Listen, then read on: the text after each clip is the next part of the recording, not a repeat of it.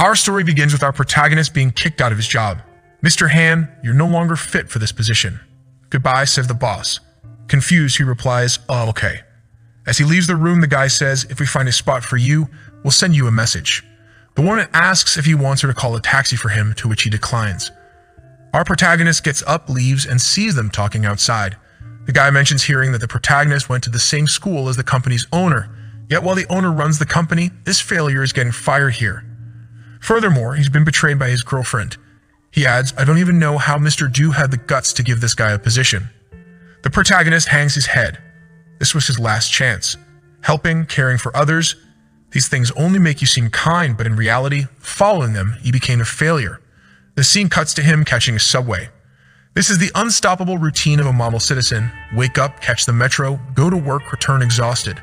Standing on the metro, he contemplates that it would be better if everything ended soon. The train is approaching and he's thinking about ending it all. Suddenly, the lights go out. He looks around. What? A blackout. No, not quite. He realizes as the complaint system activates. Beginner package, use all your points to fulfill a wish. Our protagonist is a manga enthusiast and is familiar with the system. He just wants to know if this is real. If so, the only thing he'd wish for is to go back in time. He wants to go back to the beginning and become someone successful instead of just being a nice guy. However, when he opens his eyes, he sees a train. But this time, he's inside it and younger. Startled, he wonders, did I go back in time? He looks beside him and sees a wonderful girl. He's startled. It's Yanfei. She looks at him and asks, "Are you talking to me?" "What's up?" He says, "No, I just wanted to ask where we are." He thinks, why is the goddess of my school sitting in front of me? That's when he remembers August 30, 2013 and how he acted that day. He says, "Hey, beautiful, do you remember me?" She responds, "Yeah, we went to the same school, right?" He asks if she's also registering for college. She confirms. Our guy informs her that she's heading in the wrong direction. She asks, but isn't this train going to Jiangxing?" He sits down, adjusts his glasses, and says, "Yes, this train is going to Jiangxing. But what I mean is, you've entered my heart." She's speechless. He moves closer, showing signs of being a natural harasser. She tells him not to come closer. He replies, "Relax, this meeting is our destiny." At that moment, she shouts, "Shell gang, there's a pervert here with me." The guy arrives, telling the pervert to get lost. This is all a memory of the first time he lived this day. He grabs instant noodles thinking, "I'll just eat to calm down." The guy with Yanfei teases him, calling him poor for eating instant noodles. Our protagonist looks and thinks this guy is as arrogant as ever. If it were the old me, I'd argue. But I'm not the same as before. He heats his noodles without caring. Just then, the consumer system activates. He sees his status window with bars for knowledge, appearance, and some other attributes. What's all this?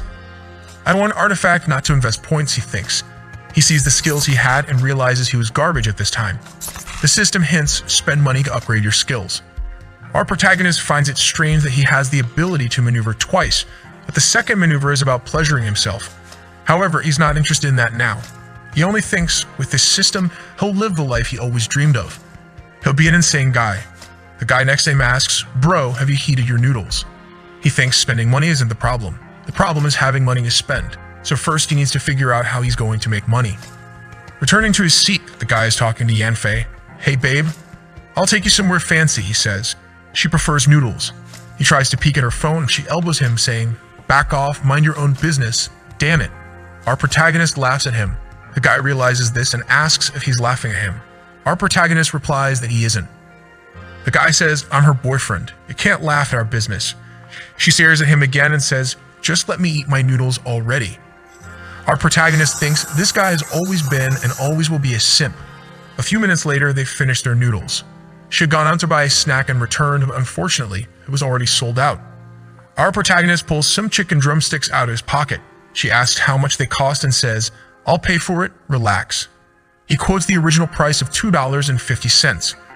She says she doesn't have change and tells him to keep the 3.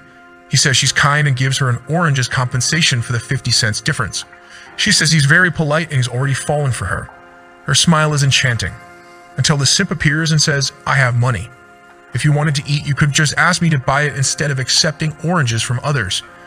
She tells him not to be rude and asks why he's shouting. But the guy doesn't stop and continues, "I said I'd take you to the restaurant. Why did you buy this guy's snack?" She stands up and asks, "Do you really care about me?" Everyone on the train starts to look and she leaves. The boyfriend asks where she's going. She says she's going to the trash and doesn't want to talk to him anymore.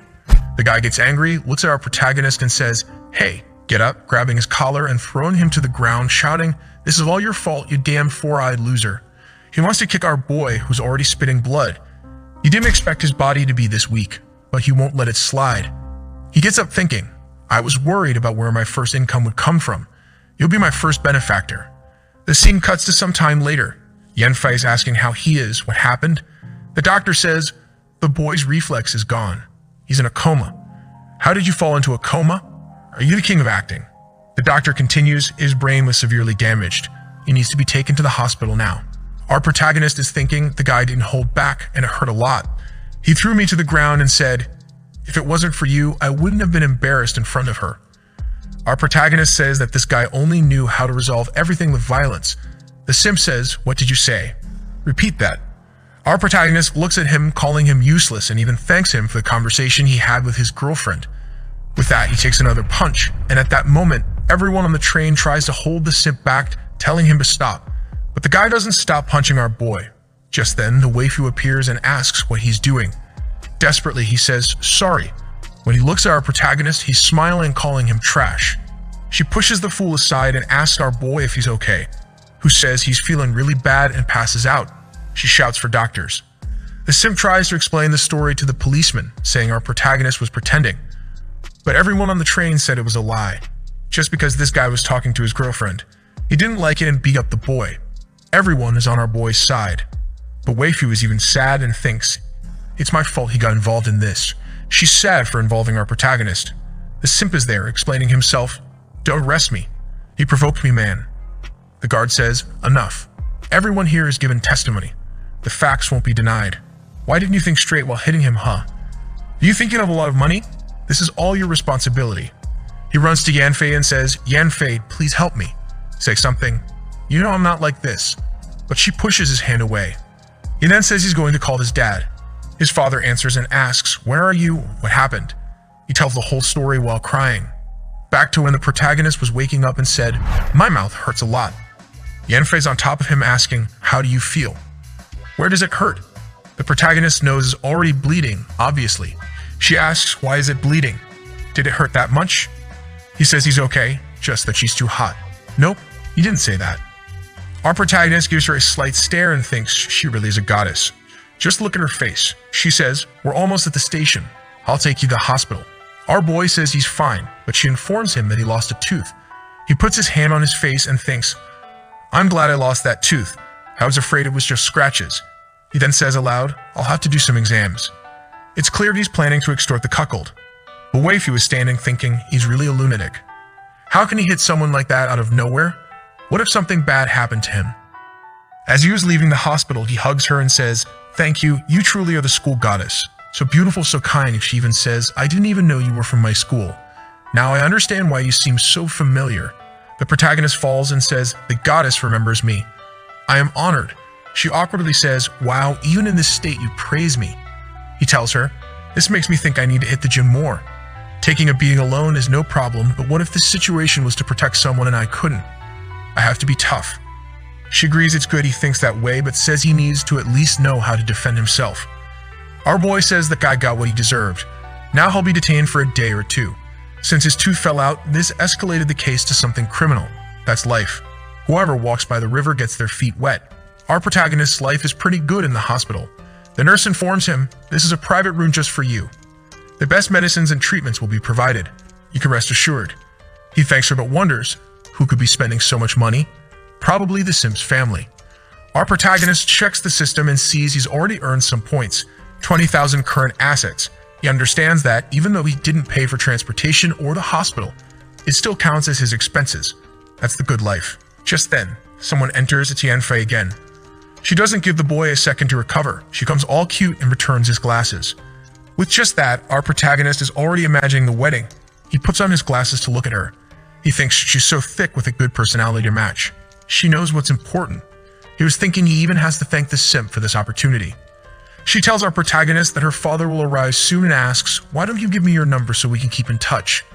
Our boy obviously gives it right away. Her family enters and she hugs her father all happily.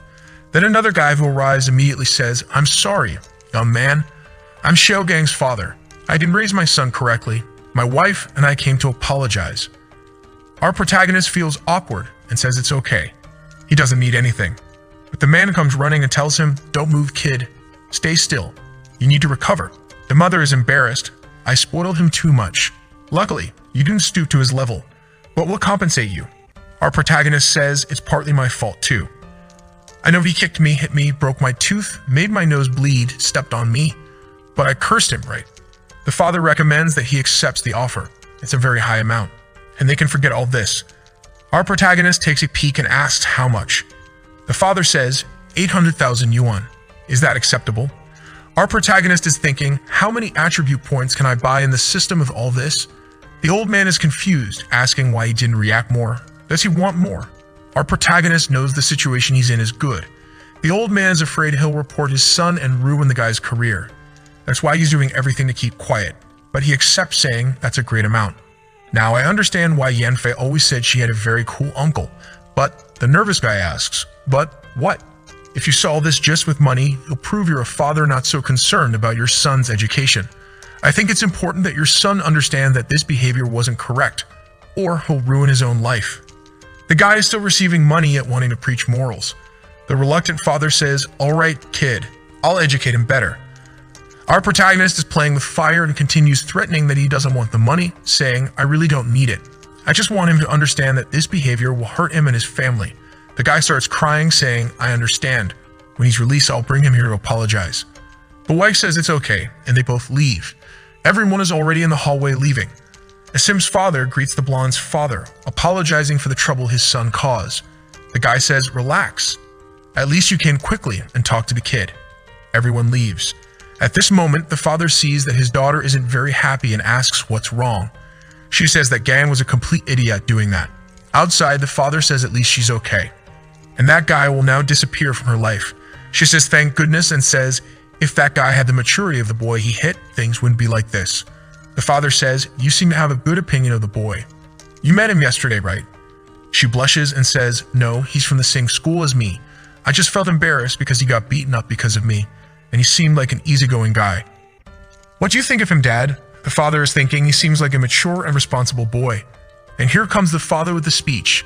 "My daughter, at your age, boys who are mature like that have suffered a lot. Someone like him prefers success over feelings. I'm sure he has a bright future. But I don't know if he's ready for relationships." The daughter says okay, but he adds, "Well, I just want to remind you that relationships are exhausting. Be careful." She graciously tells him not to worry because she's not interested in dating. Meanwhile, our protagonist is all happy looking at the system. 387,000 points in the bank account. Best of all, the guy spent on him and now he has money to spend again. It's a double win. He falls on the bed and thinks, what do I do? Then he touches his glasses and says, right, I'm nearsighted and I'm toothless. Can this be resolved here? Seeing the options on the system, he remembers being teased about it in his past life. So he wonders, system, can you help with this? There's a scene like in The Matrix. When he opens his eyes are restored. Healthy status. He gets up from the bed, goes to the mirror, and takes off his glasses. Tada! So is this really how I am? Now the boy feels unstoppable. Eyes are called the mirrors of the soul. As a great wise master says, attractive eyes have a clean and beautiful structure with a lovely coloration. Just with this change, my attractiveness went up by 3 points. This shows that one function can influence the others. He receives a message from his friend saying, I really appreciate your help. I'm at the Confucius temple, how about we grab something to eat? He tells her, I'm still toothless. Bring me a book to read. She apologizes for forgetting he's toothless and says she'll bring a book later. The two are very happy. The protagonist made another flirt, saying that if he were there, she wouldn't even have time to eat everything. This protagonist is unstoppable. Her father is even there, wondering why this girl is all smiles. The next day, she really brought a book for him, but it's a really difficult and boring book, and she asks if he didn't like it.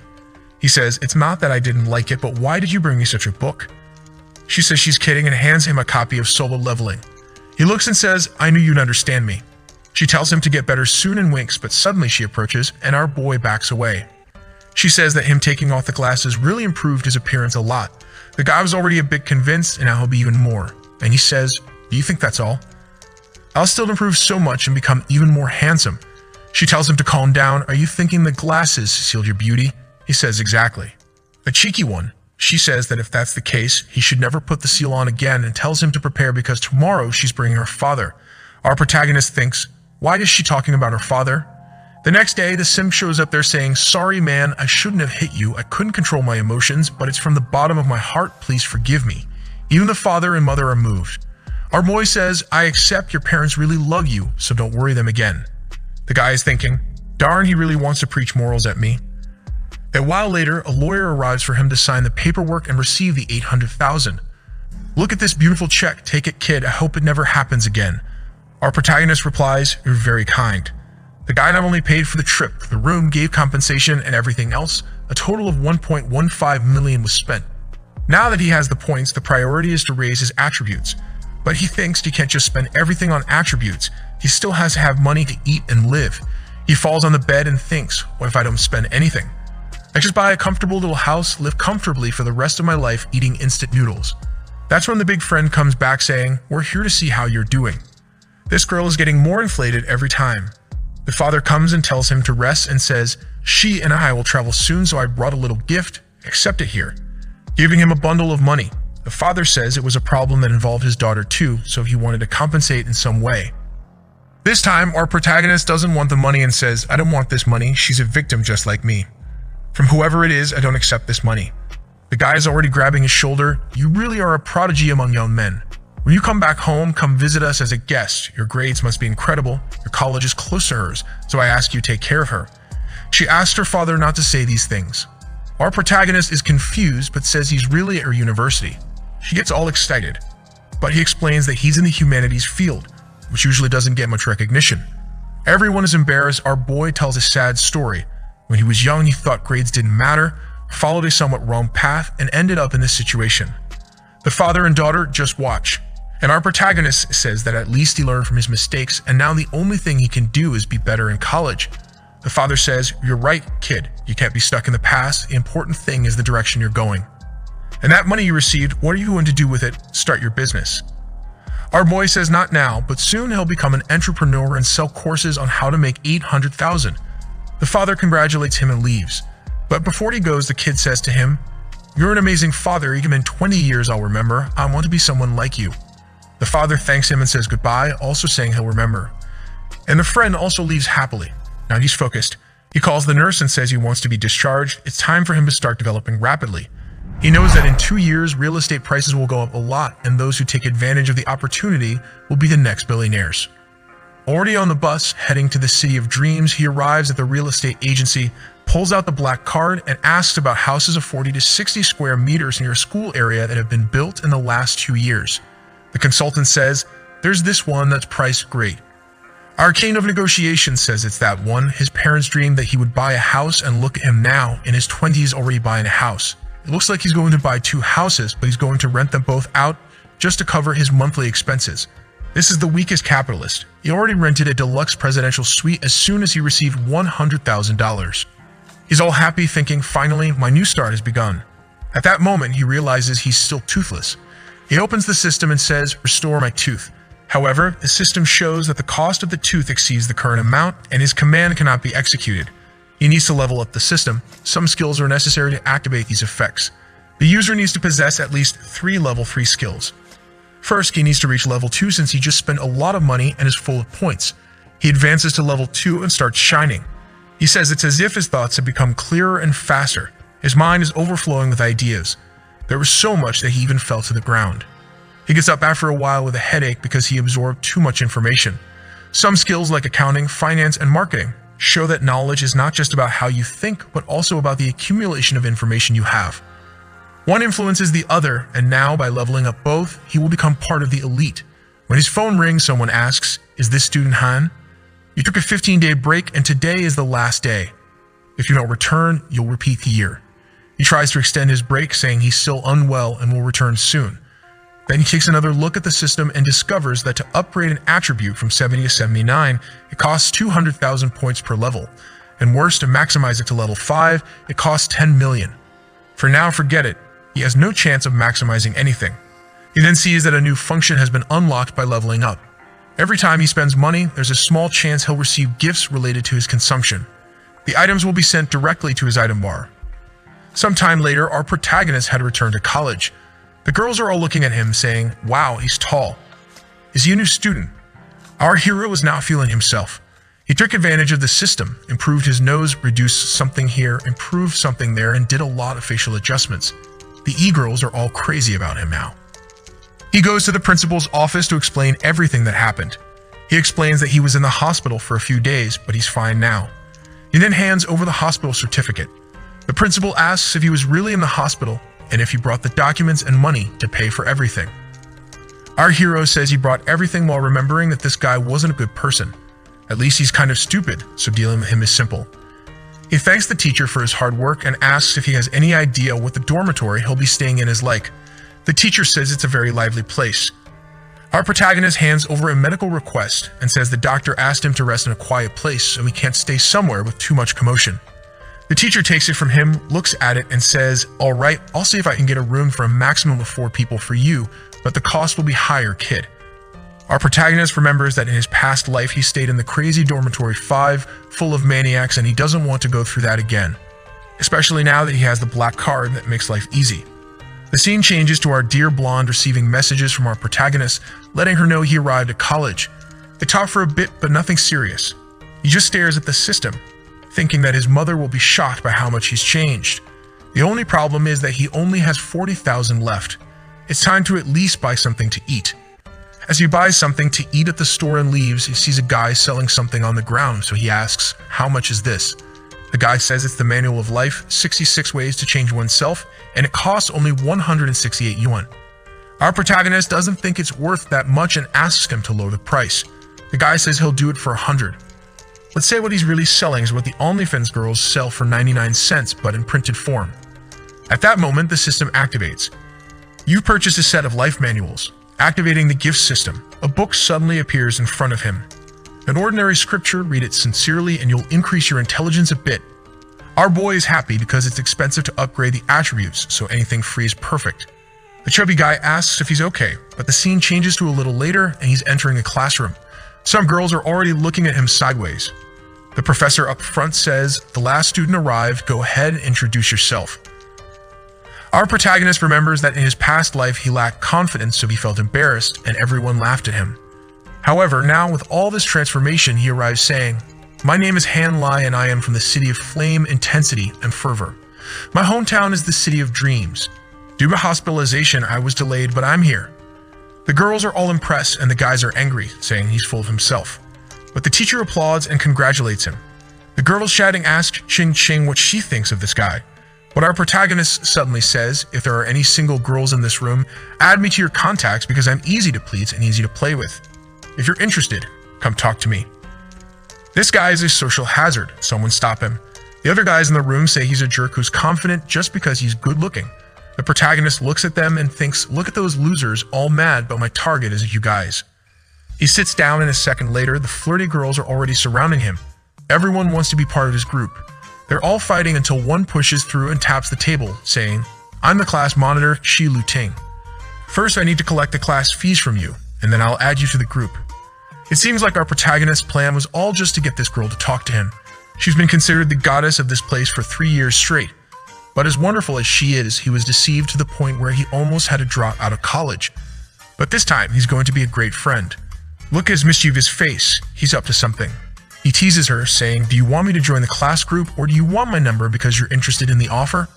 She gives him an angry look, saying it's just for him to join the class group because she doesn't care about the other option. He replies, all right then, and asks her how much it costs to join the group. She realizes he's just teasing her and wonders if he's just like her. As you can see, this is going to be a very healthy relationship. She then says it costs 200 and he immediately pays, asking, by the way, in this group, will you notify us of the activities? She says, of course, 3 days in advance. Suddenly, there's a hand coming that I thought was going to slap the girls, but it's just a hug. She's hugging her friend and asking our protagonist, do you want me to add you to the class group? He accepts the offer and she says, my name is Yu Yum from the hometown of Jiangmen. Our protagonist says she's very charming and has a beautiful name. Then he looks at his phone and ignores her. She wonders if she did something wrong and tries to start a conversation, asking about the brand of his phone. She's never seen one like it before. He says it's a cheap and crappy phone that asks why she wants to know. The poor girl, confused, thinks he seems so rich with that attitude and asks why he uses that phone. Is it sentimental? He says he uses it because he's poor. She makes a face and leaves. What a weak, materialistic girl. But our protagonist remembers that in his past life, she used to manipulate him. She pretended to like him just to keep getting gifts, but she didn't really want anything. Our protagonist stands up, tired of it all, and the girls ask what he thinks of the class leader. Is she beautiful? He says he doesn't care about outward beauty. He wants to know about her inner beauty. She's just listening from the side. At night, everyone leaves to go up to the dormitories. People ask if he's not going with them, but he says no because his dorm is downstairs and it'll be faster to go down. We then see his roommates. One of them looks over and realizes our protagonist has arrived. He kicks him and says, "Get out of here, loser. Why are you just standing there?" But our protagonist is on point now too, just stares at the guy and says, "Get off my bed and move that chair." But the guy asks what will happen if he doesn't. Our protagonist just ignores him and goes up anyway. He gets up there, opens his backpack, and takes out a hammer. The blonde guy was going to say something, but his friend stops him. He says, "Where did the guy grab a hammer up there? What kind of normal person carries a hammer? It's better not to mess with this crazy guy." The guy sleeping in front of him is afraid of getting hit with a hammer in the middle of the night. The three of them are already leaving the dormitory, afraid of getting their heads smashed. Our protagonist asks where they're going. As they leave the room, they say they're going to see their girlfriends. The protagonist smiles like a psychopath and asks if they really have girlfriends. But then he runs off and our guy thinks he scared them too much, staring at the system, wondering if his decision-making is being influenced by his attributes. If that's the case, he has to work even harder to take advantage of it. The next day, there's a green-haired girl talking about our protagonist saying, "Have you heard about that new guy? He seems to be from a billionaire family." The blonde guy recognizes him as the guy who's sleeping peacefully in the dorms while everyone else is suffering. Then we see the psychopath drinking her juice, and when she looks, she sees our protagonist with his athletic body. He was passing by when the girls greeted him from afar. One of them came up to him and asked, "I heard you're living on the top floor. How did you manage to get a spot there?" Our protagonist apparently doesn't want to talk much to her and says it was luck.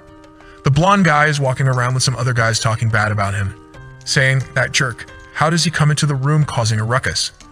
One guy sees them and warns our guy it's best not to mess with those guys. But when the blonde guy sees our protagonist, she gets scared and drops her cigarette. Now it's our protagonist and the milkmaids against the group of guys. Everyone is curious about why they're staring at each other, but our protagonist is calm while the poor guy is trembling. The guy with glasses greets him, while the blonde guy is already leaving. But our hero asks if they're coming back tonight. The blonde guy replies that unfortunately, he has to be with his girlfriend again. The girls are confused because they know each other. But the crazy girl realizes that our protagonist is treating the guys like dogs. He gets into the elevator and asks if they're not coming in while he looks, and about 10 girls have arrived. And obviously the naughtiest one is in front of him. She wants to play his game, she charms him, and it works even on the reincarnated fool. As they exit the elevator, the scared guy comes up acting like a buddy, putting his hand on the protagonist's shoulder and saying to him, "You're afraid of yourself." Our protagonist removes his hand and says, "I don't know you, so don't touch me."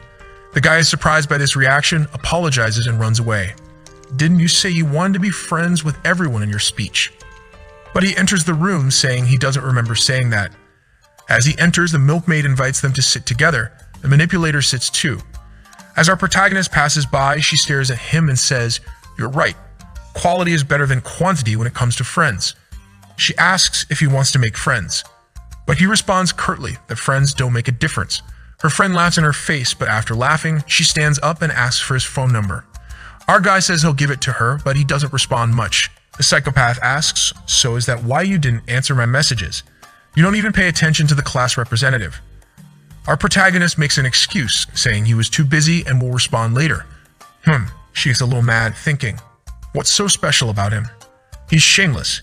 He may be handsome, but he's so arrogant. Better keep my distance from him. When she looks away, he's there, focused, making notes. Our protagonist realizes he has a problem. Even though he has a lot of knowledge now, it's hard to remember to use all of it. So his idea was to make these notes like a desperate person to organize his thoughts. The girls stared, thinking he's crazy, and then asked why he's studying so much when they haven't even gotten to that part yet. Our hero asks her if he can't study alone by any chance. She says he can, but wonders, if you were so smart, wouldn't you be in a humanities class? The protagonist says he was just demotivated before, but now he's ready to revolutionize his life. The two girls are impressed, and her friend points out, saying she knew he was some kind of genius, really different from the other guys. But our guy looks suspiciously at her because he knows her very well. In the past life, she used to play with a bunch of guys too, just looking for a rich one. And as soon as she found one, she got married, so he knows why she's doing this. So he asks the president, "Do you think I'm studying so eagerly?"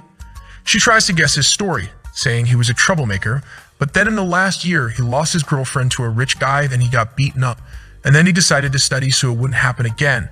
And that's why he avoids all the girls. Huh? Did I get all right? She asks. Our protagonist laughs. Are you crazy or do you like writing fanfic? She's a bit embarrassed but doesn't respond. Our hero finds it strange that she became so shy. A little later, still timid, she says goodbye, saying she has some things to do. Our guy starts to think that maybe she really writes fanfic, and now he's curious because he doesn't remember that from his past life. But he thinks that even though she deceived him miserably, she was kind. Plus, she was a hardworking and disciplined girl in her own things. He thought she would do well after graduation, but apparently, she got a bad marriage. Still thinking about her being a writer, he remembers something. Once when he was in the computer room, he saw her receiving a message on the PC, someone asking for an update on a novel. And he begins to wonder, does she have two separate personalities? One for writing novels and one here for the university. The scoundrel says he now wants to reveal what she has beneath the disguise. In the next scene, we see her wanting to study, but she's just biting her pen thinking, my God, why can't I forget him? Look at how she looks at our protagonist. She's just worried that he might have noticed something when she hesitated to answer. Sometime later, the milkmaid asks him to wait for them to go to the cafeteria together. But he responds that he has other things to do and she was off crying to her friend. At night, our boy won't have class tomorrow, so he'll want to buy a new computer and a new cell phone. The only problem is that now he really needs money.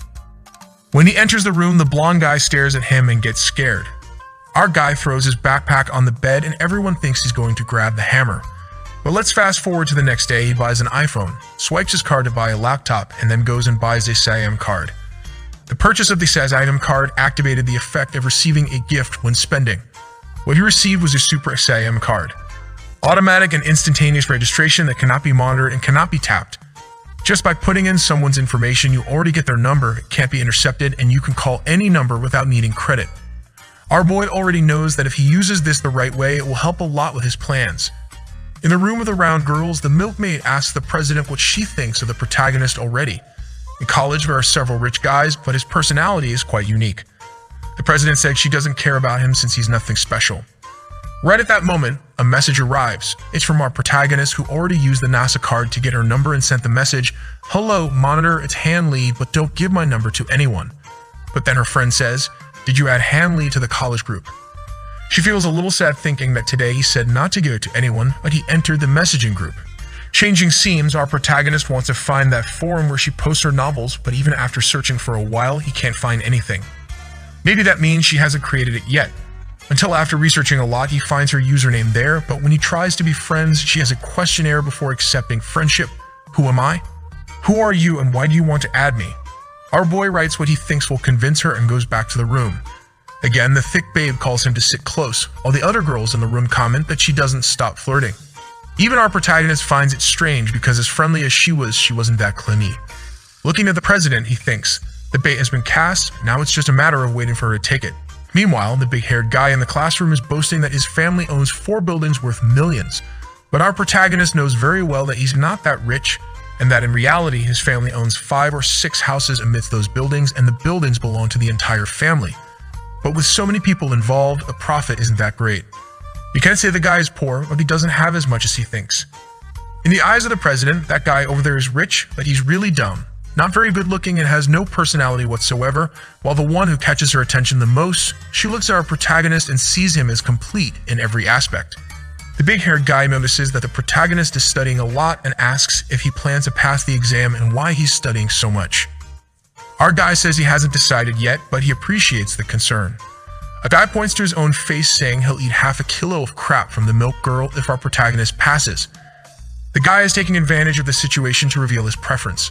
Han Lee takes advantage of the situation and says, "You say that as if you're sure she's going to feed you." The milk girl feels awkward, tapping his shoulder, but he says he was just joking. She tells him to stop imitating the disgusting behavior of those guys. The pink-haired girl says she found it funny.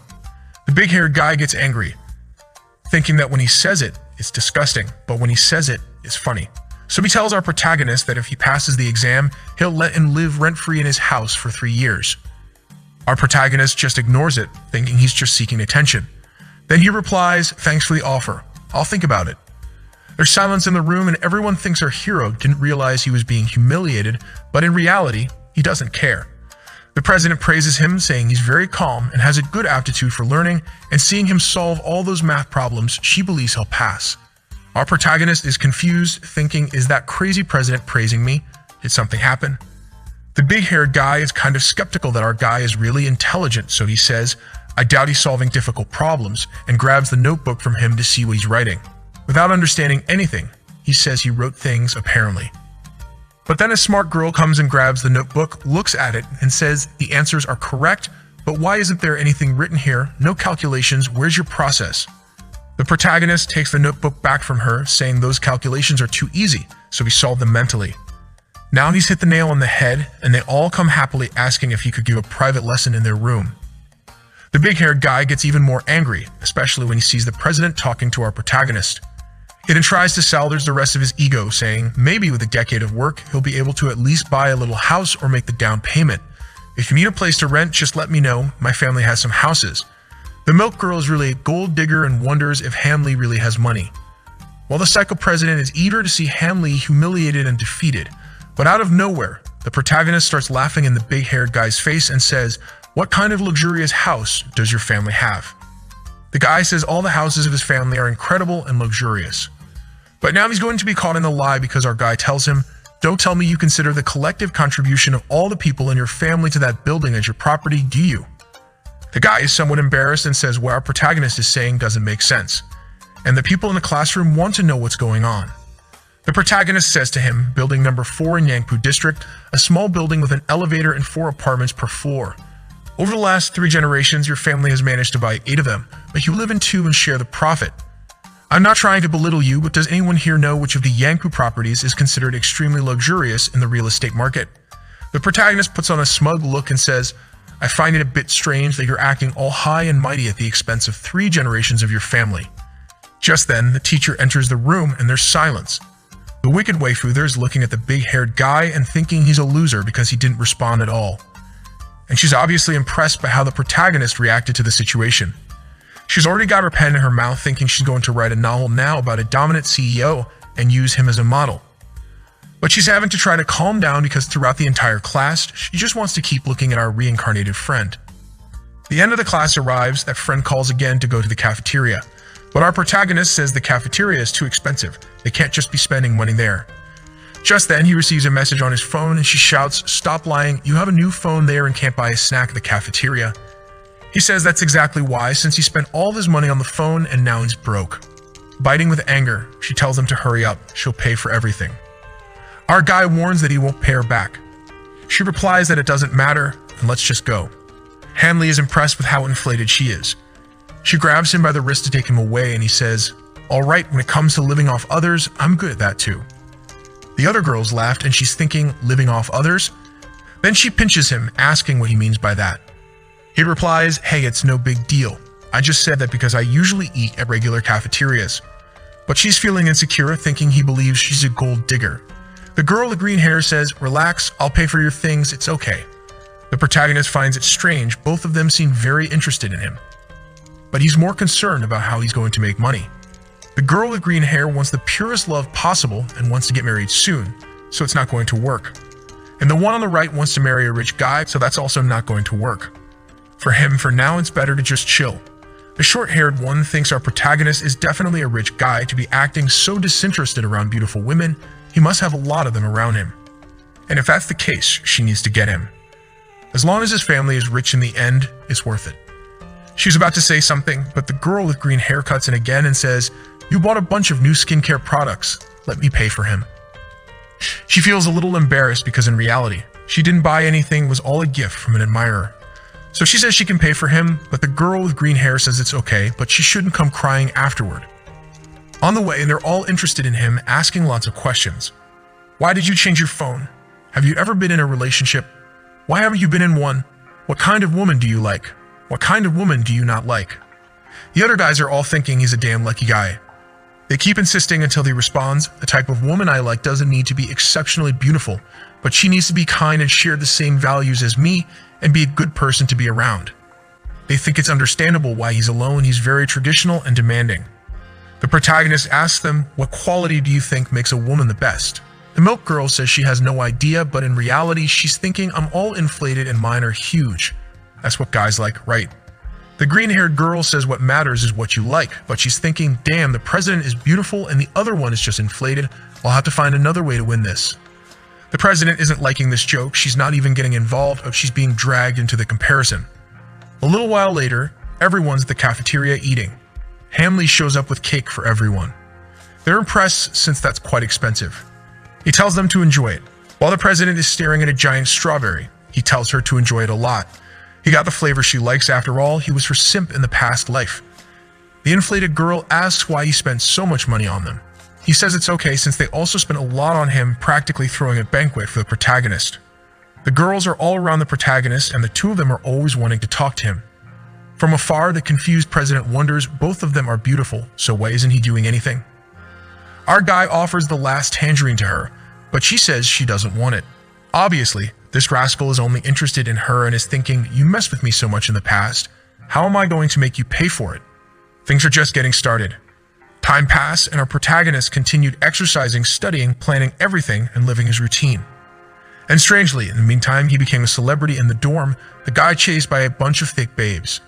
He sees a message in the college group where people are organizing a trip to the zoo. He knows his popularity lately is only increasing. Then he receives a message from the president saying they're going to the safari park tomorrow, but he doesn't need to worry because she already paid for his trip. This is the first time I'm spending money on a man. Our protagonist, realizing she's upset, thinks, "I'll talk to Little Cucumber," which is actually her pen name on the site where she posts her works. During this time, he's been spending money as her supporter on the site, and for the first time, he receives a message from her saying, "Thank you for the donation. I'm touched." Our guy thinks she finally took the bait, but for now, he needs to confirm that it's her. He takes advantage of this response to ask for her number, if there's any readers group, and if she's planning to release any new work. And depending on the answer he gets to any of these three questions, he'll be sure it's her. And with that, he confirms her identity. The next chapter begins with everyone going to the safari. Our protagonist arrives at the subway station, and the girls are already greeting him. The president arrives looking all cute, saying she'll buy tickets for everyone. And the guys are thinking her legs are amazing. But our guy, on the other hand, thinks those are just stick legs. But he's sneaky, and he already remembers that in his past life, she started going to the gym and got really thick. The rascal is just thinking her body is going to be graceful. A while later, one of the friends grabs his arm, and the other one grabs his arm too. The guy is surrounded. He finds it confusing because in his past life, both of them ignored him. But he doesn't want to get involved in all this silly romance stuff. He crouches down, runs out, saying he needs to go to the bathroom. A while later, they've already arrived at the safari, but our protagonist is alone while the girls are all sending messages asking where he is, but he's not in the mood to respond. Meanwhile, the president is also mad because he ran away without saying anything. And where is he? Until a message from him arrives asking for help. She thinks him asking me for help. I won't respond, but she takes a look and asks what's wrong. He tells her he has a stomachache and no toilet paper. She apologizes, but unfortunately can't go into the men's bathroom. Thinking he finally fell into her hands, but he says, "Ask the janitor, please." She tells him that if he wants a favor, he has to show the right attitude and beg for it. He tells her to hurry up, he's begging. She tells him that if he compliments her properly, she'll help, and she thinks, if he calls me adorable and wonderful little fairy, I'll help him. But the protagonist calls her mommy, madame, and dear. She already gets angry thinking, damn, the heavens sent me this guy here to annoy me. That's why I have no interest in him. Until suddenly, guess who shows up? He was just playing with her heart. This is the ultimate strategy a love story has to evoke emotions. It can't be a stagnant river. You make the woman frustrated and angry and then give her a mega surprise. This creates a contrast that generates emotional fluctuations. The scoundrel is leveling up that system just to pick up women and even brought ice cream for her. He tells her to hurry up and grab the big ice cream he took a long time to buy, and also that he needs to use the bathroom because he's in a rush. She looks to the side and says, if you're in a hurry, just go. I don't want you here. You disgusting. The protagonist finds it funny to see her embarrassed. He takes the ice cream and says that if she doesn't eat it, he'll have to force feed her. In some states, this is considered a crime. They chat for a bit, and she's just giggling and giving him some side glances, thinking that she'd be lying if she said she didn't have any positive feelings, and in this case, she might give him a chance. It's at this moment that his system shows. You have acquired the flirting skill level 1. Hanley, not wanting to miss the chance, immediately upgrades it with 180,000 points. He wants to know what effect he'll have with communication, persuasion, and flirting, all at level 3. He playfully messes around with the ice cream, but right then a child passes by and bumps into her. She falls onto our protagonist's belly, feeling embarrassed and moving away, but suddenly she's back sitting next to him. They keep talking until the short-haired friend sees the two sitting on the bench there. She thinks, so that's why he wasn't responding to my messages, because he's with her. But a fanfic writer comes running over and hugs her friend, creating a romantic scene. Our protagonist loves this scene. A little later, they're walking down Snack Street to grab some snacks. The big friend puts on some rabbit ears and asks if she looks cute. Our guy says yes and asks about the other two friends. She says they went for a stroll to buy some stuff. Hanley asks why she didn't go with them. She says she didn't go because otherwise he would be left alone. Then she grabs his arm, calling him to have some fun. They hang out in the park until at one point she sees a necklace. And our protagonist remembers that in his past life he gave her the same necklace, and she hated it. But now she's lying, saying she finds it wonderful. So she suggests they go take a look. She's all interested, but poor guy only remembers that he had to save up for a long time to buy it for her, and he never even saw her wearing it. He may not have any more interest in her, but he finds it strange that she's so in love with this item. He finds it funny and says he'll buy it for her, already telling the receptionist to keep it as a gift from him to his friend. In his mind, this is the last time he'll give a gift as a simp. After this purchase, everything will change. She seems very happy to receive this gift and wants to show it to her friends. But Hanley says it's better not to because it could cause discord. When the protagonist makes the purchase, he receives a pet collar from the system that gives 50 obedience and 50 happiness, and he wonders what to do with it. He thinks it would be good if he were raising a husky, but that's not the case. She then asks him to put it around her neck, and he does. She's very happy, but everyone outside can see it, and the president is feeling isolated. The protagonist thinks, Lu Ching, right at a time like this, what if she misunderstands? But wait, why am I blaming myself? I have nothing to do with her. And I'm more interested in her online version. I couldn't care less about this offline one. He then approaches her and asks how she's doing. The green-haired one says they were getting ready to leave, but saw that he was busy with something. With that, the park outing ends and he's back home. Hanley is all happy when he talks to the president online, but doesn't want to talk to her in person. He really is the king of 2D. On the app, he asks her when she's going to release a new book. She says it will take a little longer. She's been very frustrated lately with her content and isn't happy with the result. The protagonist, with his evolved writing talents, decides to give her some constructive criticism and says she needs to improve especially her amateur style and character development logic. She's impressed that he's actually right. These are my problems. Could you really read everything and be my fan? She thanks him for his words and asks, could you give me more specific feedback on how I can correct this? Now the protagonist feels confident and says, you're lucky that in this life, I'm an expert. He sends a text with a bunch of tips on how to improve her story. Seeing all that, she thinks it will be difficult to correct, but everything he said is completely correct. Our guy already thinks he can now cooperate with her to start the revenge operation. With that, they spend almost the entire night talking with him, giving several tips on how to improve. And start cooperation with her after talking for a while, he says he has an idea. He always wanted to write a story about a dominant CEO who has a wife with an intense romance. Obviously, he said this because he knows it's exactly the type of story she wants to write. He explains everything and asks if she would like to write this story with him.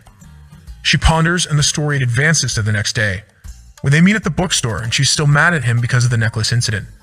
Then she goes to the phone to vent with him, but she doesn't know, obviously. The days go by with him talking all day and all night about the book. A few days later, we see our protagonist eating but more interested in the psychopath's work on his phone, until a new face appears. His bald friend says, that's the beauty of international studies, she's wonderful. His partner says, stick here with us and come meet the guys from my dorm. She looks at the table and the scene changes with everyone talking. His friend introduces her, saying, this is Paige, the most beautiful and popular in the whole university. The protagonist feels embarrassed for her until the guy introduces him. This is Hanley, the king of the girls. Our protagonist interrupts the guy and says he'll introduce himself.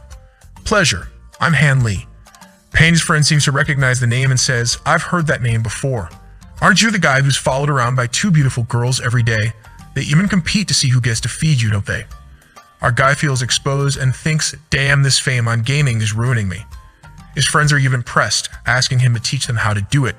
Meanwhile, Paige tells them to order something to eat soon.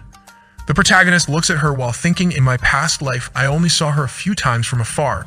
So the guy from my dorm is in the same class as her. If I'm not mistaken, she's extremely rich. It's interesting to see that she's willing to share the table with us commoners. Her personality is very different from the rumors. She says she can't drink much but will try to keep up. Our guy says her eyes are very different. She explains that they come from her mother, who came from afar. Our protagonist says they are uniquely wonderful. They continue this conversation until his friend nudges him and says, look who's over there. It's the president, who already notices the presence of our protagonist. The two recognize each other. The hottest girl in the university's human relations against the hottest girl in the university's finance. It's an intense duel. The president wants to know why the protagonist is sitting here with her. She then asks our guy what was going on there and says she was waiting for a message from him. He replies, I was with my dorm friends until some of their friends showed up, nothing special. But then his friend says, hey waiter, bring another chair for one more person to sit. Our protagonist gives him a stare and the friend thinks, did I do something wrong? Then the president sits down, but he says, we've been eating for a while and there's only leftovers here. Why don't you order something to eat and take it home? In other words, he said, get out of here. The president, who's not naive, understands and gets up, saying, okay, I understand. I'm leaving so I don't bother you guys. But the protagonist doesn't seem to care about her leaving. But our guy, who by this point I'm starting to think is a psychopath, got up and went to the bathroom to talk to her on his secret account. He asks if she's okay, what happened.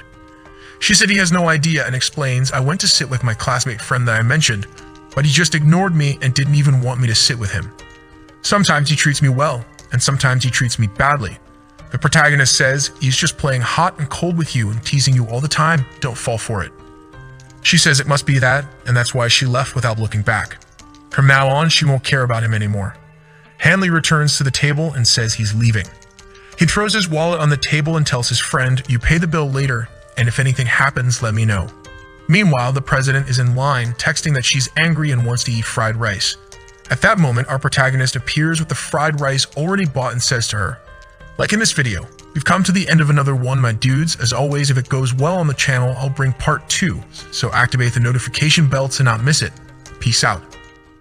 The protagonist was bringing fried rice to their friend. He was feeling very confident, saying he would pay for a meal for her. He commented that the fried rice he brought was better than the store's. She didn't react, so he asked what was wrong and if she wanted to switch. He tried the store's rice and found it expensive and bad. The store owner and she wondered what he was talking about. She thanked him for his kindness but declined, saying fried rice would give her pimples if she wasn't in the mood to be around him. She left, making him realize she was angry. Our protagonist questioned why she was angry, wondering if something had happened between her and Panji. He received a message from her on his phone saying the dog tried to deliver rice to her, but she ignored it and left. The protagonist commented that he would give her some credit this time. She said she was going back to the dorm to write because she was tired of being angry with him. Our protagonist then gained 2,000 experience points reflecting on her personality. He concluded that she didn't like anyone invading her space but wanted to invade others' space. He thought about helping her realize and correct this behavior quickly, becoming a psychologist, planning to return to the table with her. The guy saw him with 2 bags of rice and commented about him being hungry,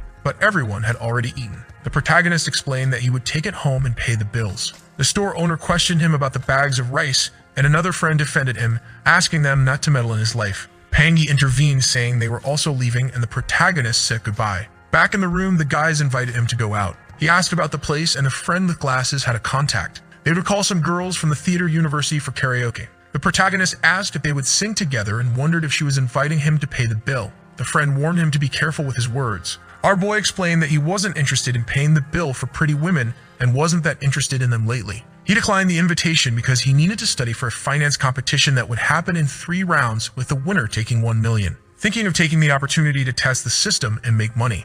The holiday ended and they returned to school, where the girls wanted to stick around him. Feifei asked about the story and he explained it was just a casual meeting. Asking if that was all, he confirmed, and commented that he could have been kinder to her. The 3 girls entered the room. He looked at Tintin and she stared back. Suddenly, the class ends without interpersonal relations. The protagonist looked at Tintin thinking if his behavior was wrong but decided to ignore it. The 3 girls went to eat together after class. She was just thinking that yesterday was weird. But the protagonist is terrible, didn't even talk to her today and still pretended nothing happened. At the table next to some troublemakers. One says their table is lively. and asks if they don't want to join them and that they would even pay. Tintin apologizes but refuses, and complains about the excessiveness of men who start conversations with her. The guy approached her asking her not to be so cold and asked which university they were from. She interrupted and responded from a different one than his and that it wasn't of his interest. One of them, sweating, asked the other to call the protagonist, and desperately she started typing to call him. Another guy went to her and said that since she was typing so much, why not give her number? Tintin stood up and said that was harassment, and that if they kept bothering them, she would call the police. Mockingly, the guy said she was quite fierce, and asked if that was considered harassment, because they just wanted to pay for lunch and asked for a chance. While grabbing Tintin's wrist, he asked her not to be so shy. The protagonist arrived and asked what was happening. Tintin, seeing him, was happy, saying he finally arrived. The delinquent asked if our boy was with them, calling him lucky for being with such dense girls. The guy then asked which one was the protagonist's, asking him to introduce him to the others while squeezing Tintin's arm. Our boy approached and grabbed his arm, asking where he thought his hand was. The delinquent, suffering, asked him to let go, calling him a lunatic. The protagonist asked if he thought that was crazy, while asking what other people would think of him harassing girls. The delinquent didn't like it and asked if he couldn't want to get to know more people, already heading towards the protagonist with a punch. But our boy has the hacks. Giving a slap on the hand and another on the foot, he finishes with the guy immediately going to the ground. The protagonist looks around and says that he started it. The delinquent's friends and everyone in the store look at him. Our boy asks what the girls are doing and tells them to leave, because they don't want to eat in a place where everyone is staring at them. The gold digger babe loved that the protagonist taught the guy a lesson, while he's asking Tintin if she's okay. Our boy says he is happy anyway and turns around. He looks back and asks her what she thought of that move. She is confused, not knowing what he is talking about. He says he knows she reads those novels where the guy shows up and saves the princess, saying he is the prince of this story. She says that has nothing to do with it and it doesn't make sense. But she was caught off guard and wonders how the protagonist knew what she was thinking. Some time passes and the girl is all excited that her novel was approved. The only strange thing she found was that the guy asked to change the main character's name to Han Lee. In the finance class, the protagonist was using the notebook. The professor, seeing this, said that if he is the smart one, he should show it, since he didn't want to pay attention. Our boy went up front and gave a class showing he is a genius, and the babes were fascinated as always. The professor was impressed and this information reached Pangy's ears. She thought the protagonist was an interesting guy. In the next class, the girls came to ask our boy questions. Seeing that bunch of girls, the president got jealous and went to ask some questions too. However, the protagonist interrupted her, saying he would answer first the others who asked. Obviously, she didn't like that, and went to complain to him, but on the phone. In the messages, she says she hates that guy, because she lowered her status to go talk to him, who showed no reaction. The protagonist on the secret account asked if they still hadn't made up and what was going on. She says it's strange since it was just for 2 roommates who were hanging around him. Now all the girls in the class are around him and that irritates her. The protagonist on the secret account starts attacking her, asking her why she is so angry, and if it's because there are many girls around or because she likes him. She replied she doesn't like him and is just curious how he manages to do all that even though they are the same age. The protagonist from the web tells her that if that's the case, she should show she's even better. He tells her to publish this book and be successful and show him the results. She already imagines herself with all the success and the protagonist humbling himself for an autograph. A week later, it is making a little success, but our boy throws a bucket of cold water, thinking that he has to prepare for the competition worth $1 million so he won't be able to write all day. He then tells her that she will have to write some things that were his, but she gets a higher percentage for it. She says that's okay, the only problem is that there are some scenes she doesn't know how to do, because she has never been in that situation, like the scene where she is dominated. But the protagonist, on the other hand, is also inexperienced when it comes to that, and wonders if he can use the internet, but then has an idea. He remembers he got the dog collar. The next day starts with Tintin going to pick up a package. The protagonist asks what she is going to get and offers help. She brutally rejects and says she will get it herself. The box is a package that arrived from the protagonist, but it is him only as his writer version from the internet, so she doesn't know it's from him, but she is all happy looking at the box. Our boy arrives asking what's in it and why she is so happy looking at it. She says it's none of his business, but the rascal is thinking that it is. After all, he made all this effort to give this gift. That's when the short-haired babe Union finds the two together once again. She is angry because as far as she knows, Tintin was supposed to be giving the protagonist a hard time. So she already comes for the sure attack and throws his arm for an adventure, asking what they are going to eat together today. Our boy takes his arm off and says that today he is going to eat with Tintin, so she will decide. The poor girl is confused, wondering what is going on and if they are together again. In the cafeteria, she wants to give all the food to the protagonist to turn him into food. But she is thinking that if President Tintin enters the competition, it is the end of her and the other girl's chances. When they were eating, Yun raised her hand and greeted someone. The president looks back and sees Panji approaching. She sat next to him but didn't show any interest in talking. Yemian said the atmosphere was weird and asked the protagonist what was happening. He ignored her and went to relax a bit with Pangi, talking about waking up early to enjoy the empty cafeteria. Tintin didn't like this relaxation at all, wondering why they were talking so calmly. To try to end the conversation, she gave him a tangerine and told him to eat it. Pangi, seeing Tintin offering the tangerine, thought that she liked Han Li, or maybe she was trying to get back at him for the last time. Pangi's friend gave a jewel to the protagonist, saying that he was incredible for always getting the girl's attention. He said that those without shame are truly invincible, and asked Pangi's friend if she also wanted to support him financially. Embarrassed, she said that wouldn't work because she didn't have the money for it. But if he asked Pangi, she could support him because she had a lot of money. The protagonist said that a meal in the cafeteria wasn't her style. Yunyun didn't like this conversation, thinking that she was already competing with the president and now Pangi was entering the fray. She felt she was losing all her chances, so she needed to change the subject. She then asked Tintin what she had bought already, looking at the box. Tintin responded that she hadn't bought it and a friend had sent it to her. Yunyun asked if it was that friend she talked to all day on the internet. Tintin, angry, grabbed the box from her hand, telling her not to meddle in her life. Pangi's friend said she understood, and that since Tintin was very beautiful, she must receive many gifts from various admirers. Tintin said she didn't accept anything from admirers and that it was just a jewel from a friend. Already handing the gift to Yunyun to open, she was thinking that whoever sent it probably didn't send anything strange. It was probably a jewel or something like that, and if she kept hiding things, it would become more peculiar. Yunyun took and opened the box, and praised the packaging of the gift. Tintin got worried, wondering if he hadn't sent anything strange, and that it should be an earring or a necklace. Tintin dropped the gift on the floor and asked her what it was. To no one's surprise, it was the protagonist's collar. Tintin was wondering how she was going to explain this, because if it was just the necklace, it would be fine. But it came with a collar. The two, seeing that the gift was a collar, kept tossing it back and forth. The girls nearby were wondering why she had received a dog collar. Pangi began to imagine something. She hadn't imagined that these best friends were so close. Pangi's friend said the gift was amazing, so they must have a lot of fun. Poor Tintin tried to explain, but she couldn't, complicating things even more with each word. So she asked Yunyun for help, but Yunyun said she respected her preferences, but she liked men. Tintin didn't understand why Yunyun had said that and was confused. Pangi approached and said that as long as it didn't hurt anyone, people's preferences should be respected, and that she genuinely appreciated it from the bottom of her heart, telling her to continue being herself. The protagonist started laughing in her face. Impressed by the unique preferences of the class president, she slapped him and thought everything was ruined now. Because of all the pressure and anguish, she couldn't take it and started crying at the table.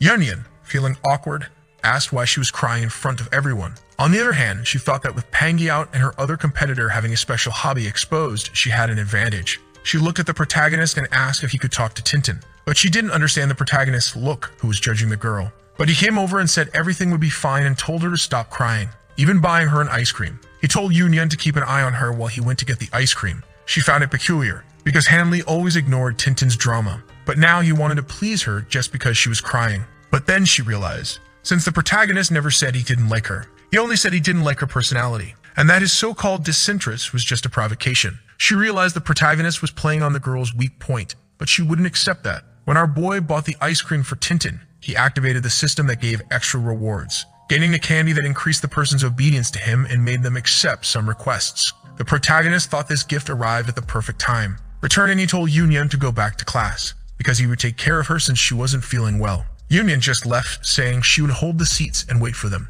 From the table, Tintin said she didn't need them and told them to leave. He told her not to act like it's Sundeer and take the ice cream he bought. She said she was tired of his game of provoking and then giving ice cream. The protagonist said that if she took a bite, he would teach her how to get out of this mess. She looked at him with a pleading expression for help. Our boy said it was fine and he would give her some ideas. She said she was fine and would believe him this time. He just stared at her, thinking how the game had turned compared to the past life. After a while, she finished the ice cream and asked what to do. Our boy said the solution was easy. She just needed to confess in public. She was incredulous with the response. Han Li said it was simple, and asked why she cared that people knew about her hobby, that she should just tell everyone already. She then gave him a vampiric bite on his arm.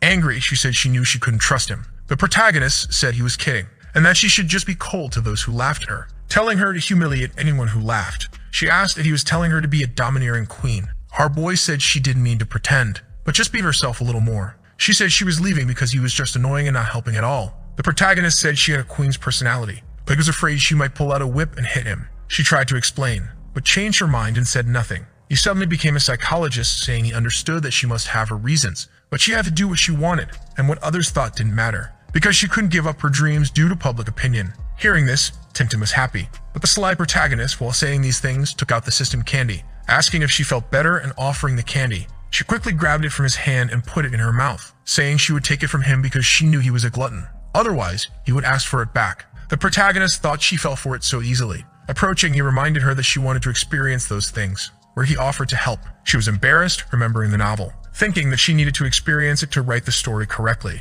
But she snapped back to reality and pushed him away, asking if he was trying to deceive her again. She said she had class and left. The protagonist was surprised, but he knew it wouldn't be that easy, and that if it were that easy, he wouldn't have suffered so much in the previous life. The system candy had its powers, but it wasn't impossible to refuse. Back in his room, he was studying to win the competition. Suddenly, his friends entered. The one in the classes asked if he had heard that the class president was a lesbian. He was speechless, but asked where that rumor came from. The guy said that today during the break, she went to Pangy's class and confessed. The protagonist was shocked and asked him to explain properly. His friend said the scene was unbelievable. As soon as the class ended, Tintin walked through the door, and although she had a smile on her face, she had an indomitable aura. She immediately went to Pangy, who didn't know what was happening. In the blink of an eye, she grabbed Pangy's hand, pulled her by the arm, and confessed her supposed love. But Pangy pushed her away, but she didn't get sad. She had a mischievous smile. After that, she even squeezed Pangy's butt and said she would use that gift with her. The guy with glasses said the protagonist should have been there to see it. The bald friend asked what our boy thought that gift was,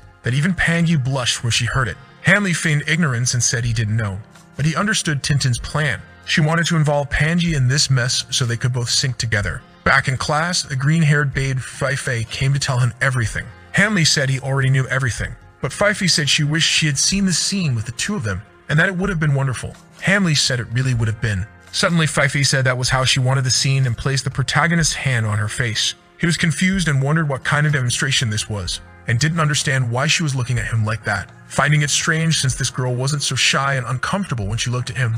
Our boy, with his hand on his forehead, is at a loss about how to deal with everything that's happening. Then he remembers he has the secondary account. He quickly goes to chat with her on the computer. She obviously curses him because of the gift, asking what he was thinking by sending that collar and explaining that it caused a mess in the cafeteria. She explained that Union pulled that collar out in front of everyone to show it was hers, and that clearly Union wanted to harm her and ruin her chances with her man god. The protagonist is confused, wondering since when he is her man god, but this is just the effect of the system candy he gave her. Our boy, knowing Union from the past life, knows that she indeed showed the collar to everyone on purpose. Sometime later, the protagonist is returning to the classroom. Union calls him, but the president tells him to come to her because she has something to say. He asks what's going on, but she is happy because at least he didn't go to stick with Union. The president tells the protagonist that everyone is talking badly about her because of that thing, and maybe they will even try to take her position. It's probably that guy Liu Hong. The protagonist thinks of a wicked plan, telling her to buy 2 Marlboro Black and place them under the guy's desk.